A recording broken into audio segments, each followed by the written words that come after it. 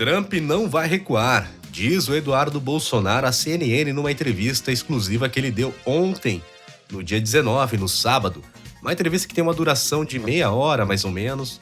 Ele comenta algumas coisas que ele viu, né, que ele tem, no caso, informações lá dentro dos Estados Unidos. Agora a gente não sabe se é verdade ou não, mas se for verdade, isso vai ser muito cruel com o povo brasileiro, né? Uma coisa que eu tenho batido aqui no martelo no canal é justamente que toda essa briga aí entre Trump e Lula, Brasil soberano em cima dos Estados Unidos, quem vai se prejudicar, na verdade, é o povo, porque a soberania que eles defendem a gente já sabe, é a soberania dos benefícios, dos super salários, né? Eles não querem perder as mamatas, não querem perder suas viagens a Paris, então, e tudo com o nosso dinheiro, né? Então o Eduardo Bolsonaro, pessoal, ele deu essa entrevista à CNN, né? Ele criticou a decisão judicial, né, do Alexandre de Moraes e sobre seu pai e tal, e comentou algumas coisas que pode preocupar aqui nós brasileiros, né? Brasileiros que pagamos impostos muito altos, né, cara? Hoje, para tu comprar um carro zero, para tu comprar um Kwid, que é o carro mais bosta que tu pode ter, é 80 mil reais, né, cara? Sendo que o nosso salário é uma porcaria.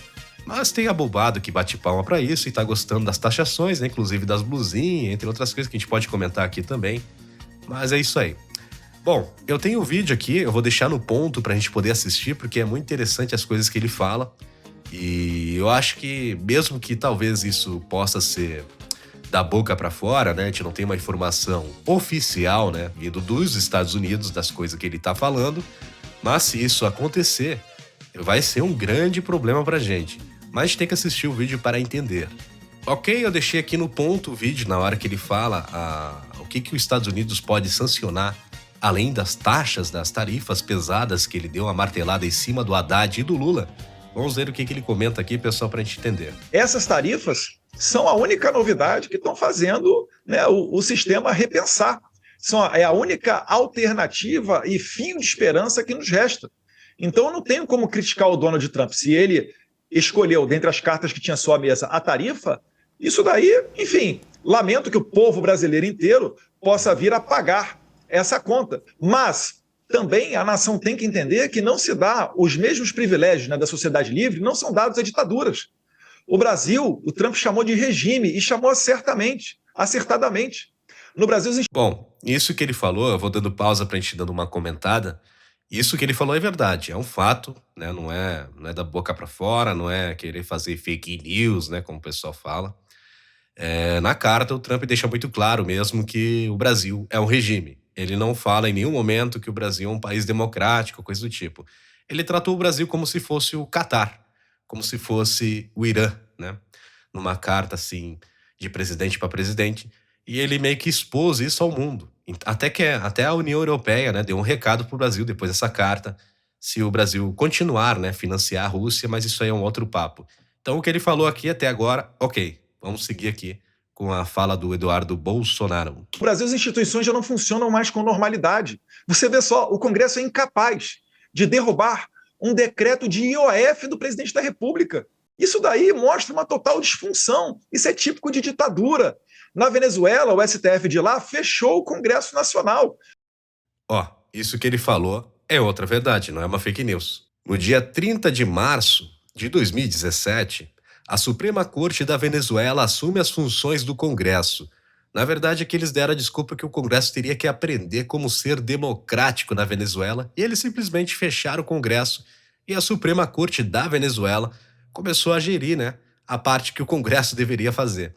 Então os caras meio que jogaram a bandeira e deixaram a Suprema Corte da Venezuela fazer o que quer e o Maduro tomou conta de tudo. Mas isso aqui também é um conteúdo para outro vídeo, tá? Então, até este ponto, o Eduardo Bolsonaro está correto.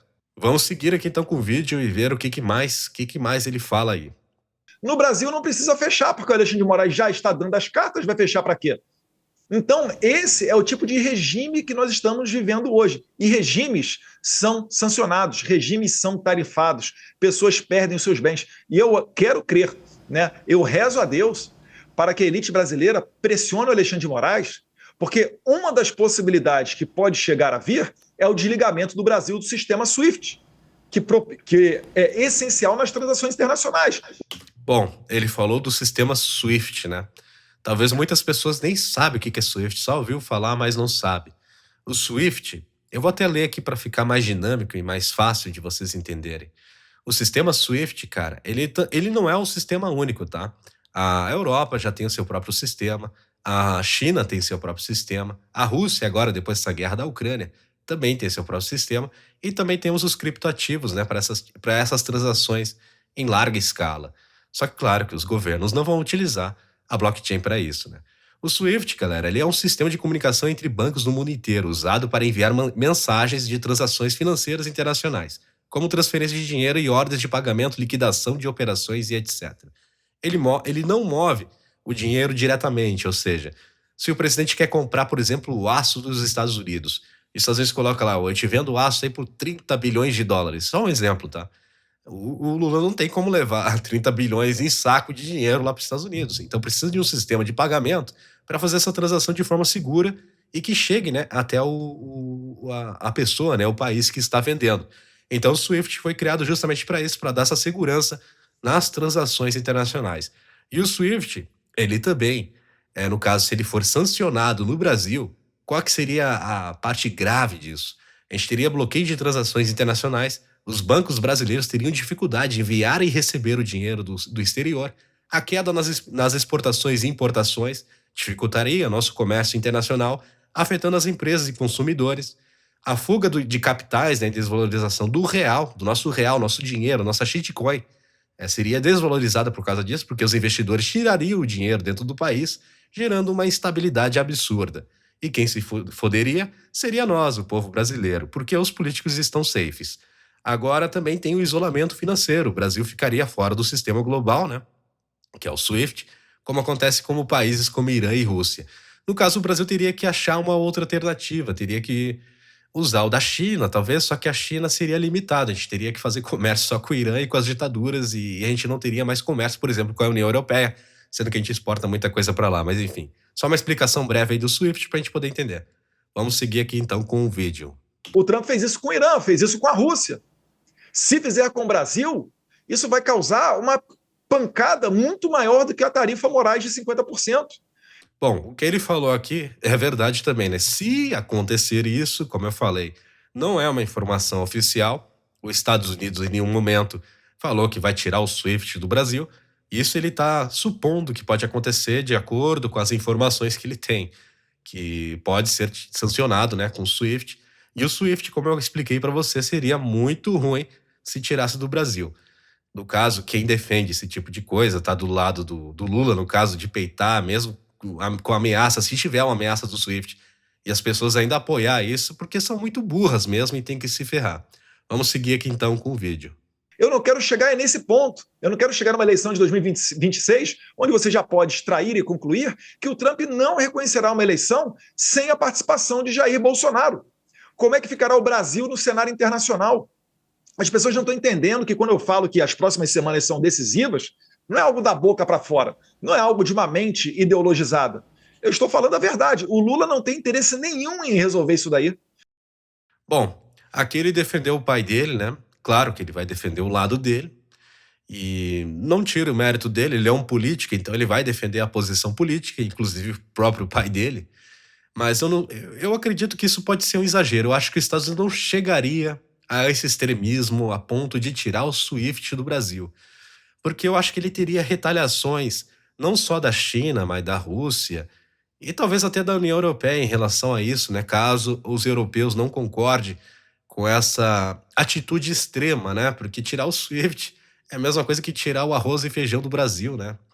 Então, não sei, né? A gente tem que esperar as próximas semanas para poder entender o que vai acontecer e como vai andar essa guerra aí do Lula soberano, né?